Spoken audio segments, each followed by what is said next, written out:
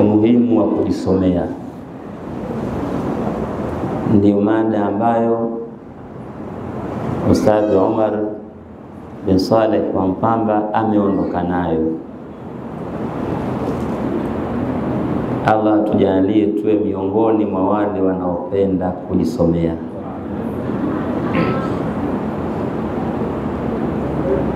Mimi niunge mada hiyo, tuone katika jamii yetu ya Kiislamu pale ambapo tunapoamua kuacha kujisomea inakuwaje.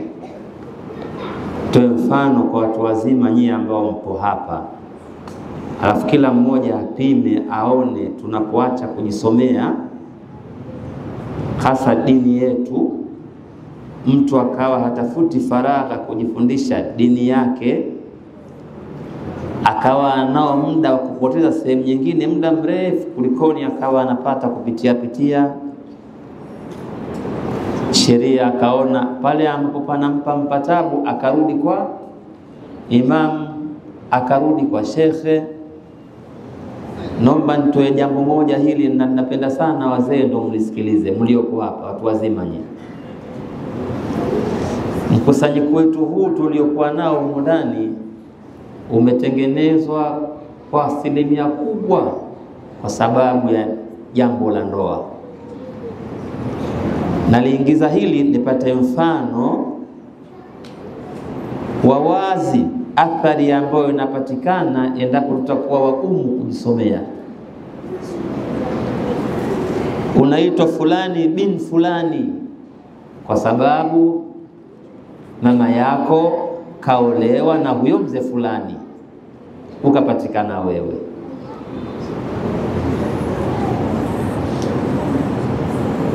Jambo zuri, jambo ambalo Mungu ameliweka hilo kwetu tu, lina faida nyingi.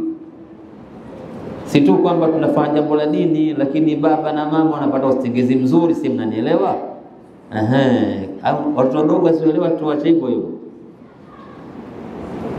Lakini jambo lile kuliendea kwake nalo pia wataka watu wasome dini yao. Sasa muone, niwaletee mfano muone tulivyo. Na ileta kipande hiki nikiunganisha athari mbaya tunayoipata kwa kuacha kujisomea. Katika jambo la ndoa kuna vitu vitano.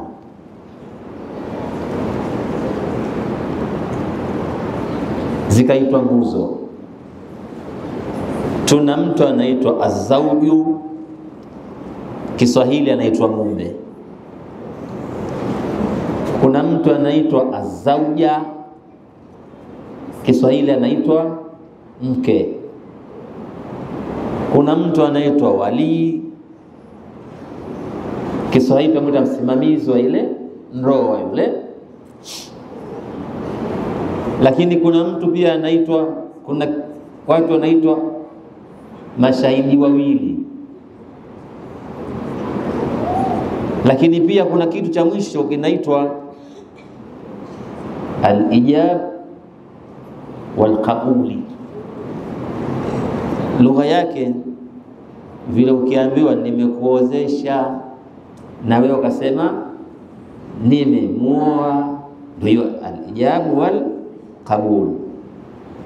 Sasa nataka tujie hapa katika hawa na kuitwa mawali hapa, muone. Mume huyu hapa anataka kuoa, mke huyu hapa anataka kuoa. Hapa pana wali ndo ambaye anatengeneza ili jambo liwe nini? Ndoa. Waje wapatikane watoto wazuri kama hawa hapa tuliokuwa nao mbele. Lakini pia kama watoto sisi tuliokuwa huko muda mwingine. Maana kila mtu ana watoto wake. Hata mzee wangu alikaa pembezoni hapa, naye ana babake huyo. Kama atangulia lakini alikuwa naye. Sasa huyu wali, huyu katika dini, hawa mawali hawa tuwafanye wapo, lakini kusoma hawataki. Sasa tusiwaangalie hawa, tuwaangalie mawali sisi ambao ndio tupo hivi sasa hivi, ambao tunao watoto lakini sisi kujisomea hatutaki. Tunao kina dada, lakini sisi kujisomea hatutaki. Tuangalie sheria inatukaje. Huyu anataka kuoa, yupo. Huyu muolewa dada, yupo. Mashahidi wapo hapo kwenye mawalii. Tupo mawalii. Ukijifundisha, ukipenda kusoma, utagundua kwamba anayetakiwa kwanza awe walii ni baba mzazi. Nani huyo jamani? Baba mzazi ndio ambaye amuozeshe huyo binti yake. Baba mzazi hayupo, amefariki, tunamwangalia babu huyu. Babu tunamwangalia nani? Babu. Babu naye kafariki. Nataka tuone athari mbaya inayokuja mpaka dini inabomoa ya kuacha nini? Kujisomea. Babu naye kafariki. Tunamtaka hapa kaka wa baba mmoja mama mmoja. Tunamtaka nani? Kaka wa baba mmoja mama mmoja, ndio afanye nini? Amuozeshe huyu dada yake. Tusipotaka kusoma panaanza hapo. Haya, huyu kaka wa baba mmoja mama mmoja hayupo. Tunaelewana? Tunamtaka kaka wa baba mmoja ndio amuozeshe nani? Dada yake. Tumeelewana? Kaka huyu wa baba mmoja hayupo. Tunamtaka mtoto wa kaka baba mmoja mama mmoja ndio aje kumuozesha shangazi yake. Nimeelewa kidogo hapo? Kaka wa baba mmoja hayupo. Tunamtaka nani? Mtoto wa kaka baba mmoja mama mmoja aje kumuozesha nani? Shangazi yake.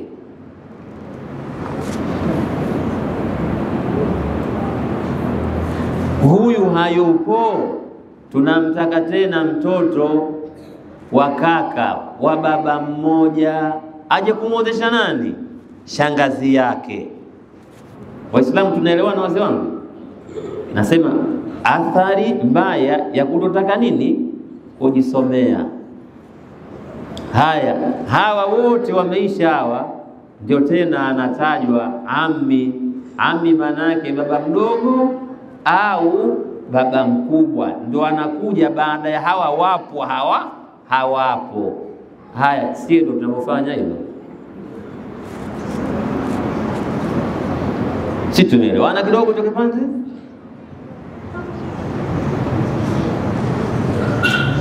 Lakini wewe Muislamu wenzangu, wewe uko tayari aozeshe yule anayeitwa mpwa, anamuozesha shangazi yake? Lakini pia huyu shangazi naye asiyetaka kusoma dini yake, huyu naye yuko tayari kuozeshwa na mpwawe wakati baba yake mdogo yupo? Sijui mnanipata kidogo hapo? Mnazionaje za ndoa zetu zinavyokaa pale tunapokataa kusoma, kujisomea?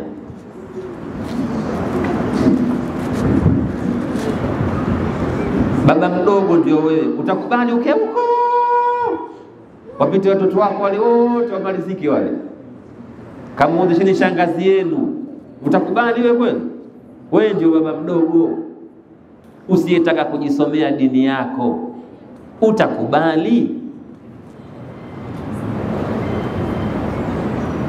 Utamuona mwanao hana adabu, mimi niko pale pale, nimekaa tu. Anakwenda yeye kuozesha, anakuokoa hivyo huyo. Wazee wangu tumepiga simu huko, tumeagiza khitamuhu misko. Ile rafiki yangu mmoja anasema wao fatahawa lam kisirali. Tuende vijana msiseme kwa Mungu atasikia nje huko. Uko njiani unakuja. Utafika hapa inshallah kabla ya magharibi. Tunauchapa hapa tunaadhibiwa, tunasali magharibi tunaondoka. Tusiutaje wengine darasa hilo wakulipata basi na wafatahawa na lambio waisikie hivyo hivyo. Inakuja ipo njiani. Tukileka vizuri tu mama atatuambia tunakaaje hapa ili basi tunapasha kidogo, halafu tunaswali tukiwa makini zaidi. Tunasema ubaya wa kuto jisomea. Mmeona kidogo hapo?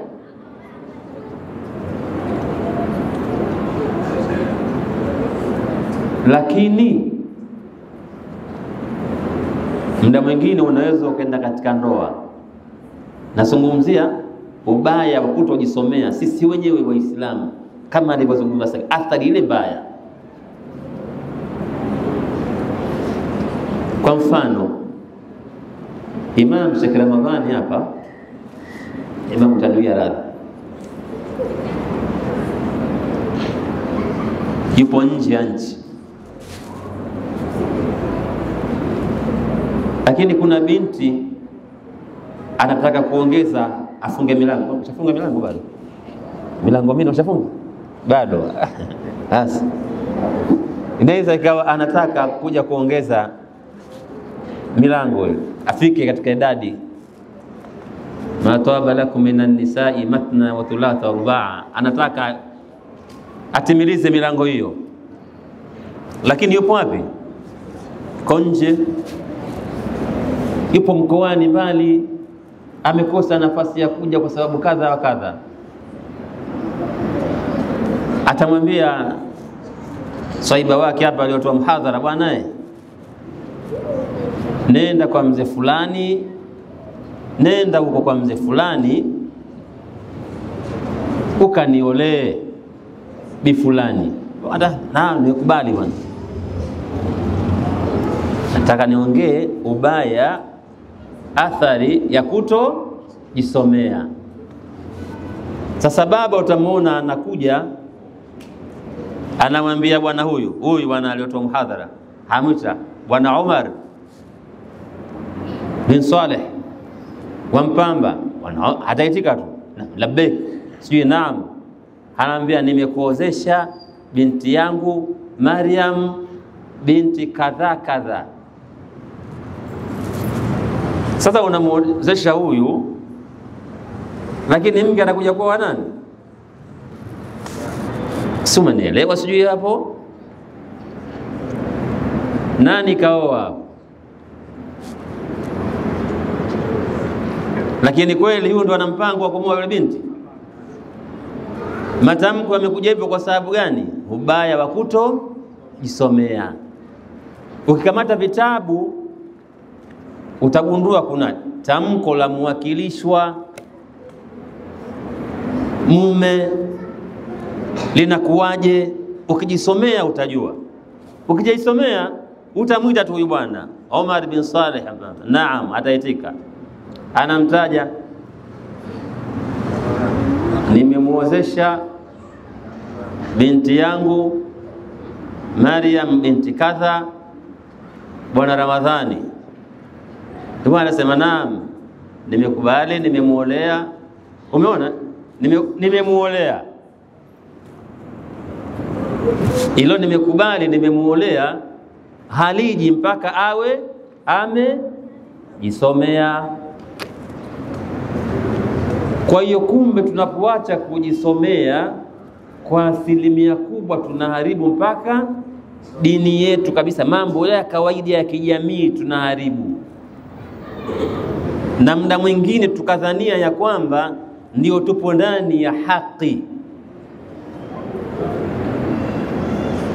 Unamdharau baba mdogo, wewe ndio kaje babako? Ndiyo, zamani yuko alitokea, dunia ilikuwa bado mambo haya. Baba, baba tu upo pale pale, baba yangu, kwa kuozesha mie, baba wako hauondoki. Lakini usipojisomea dini yako, utamuona mtoto huyu jeuri, utamuona mtoto sheria haijui, utakubali unune naye, utakubali muda mwingine mpaka kumwambia mimi na wewe tusiangaliane mpaka yaumul qiyama. Maana yake kaka yangu hatujaishi hivyo. Subhanallah. Unakubali kukata udugu kwa sababu haujisomei dini yako. Unakataje udugu kwa kosa hilo? Ithnani la yanzuru Allahu ilayhima, qati'ur rahimi wa jaru su'i. Watu wawili Mungu hatawaangalia kwa huruma siku ya kiyama. Sasa wewe ndio unasema mmoja anayekata udugu, lakini wewe uko tayari kukata udugu ukidhania kwamba unapokata udugu eti una mapenzi makubwa na yule anayeolewa na kutoozesha ndio umedhulumiwa mpaka unaamua kukata udugu. Kumbe ulikuwa upate muda wa kujisomea dini yako. Imamu, unaona? Kumbe tunapoacha kuisoma dini yetu tunakoroga hata mambo yetu, tunaharibu hata mambo yetu. Na ndio maana imamu anaweza akachelewa kidogo tu kuja msikitini hapa, au imamu yuko kule anachukua udhu,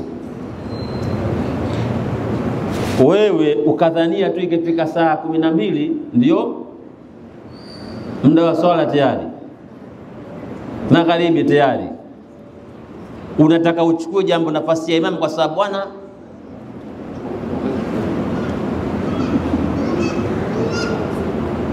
msikiti kwani wake peke yake. Unaanza ugonjwa wa kifua, unaanza kukoa nini, unaumwa kifua, eti unamwita imamu.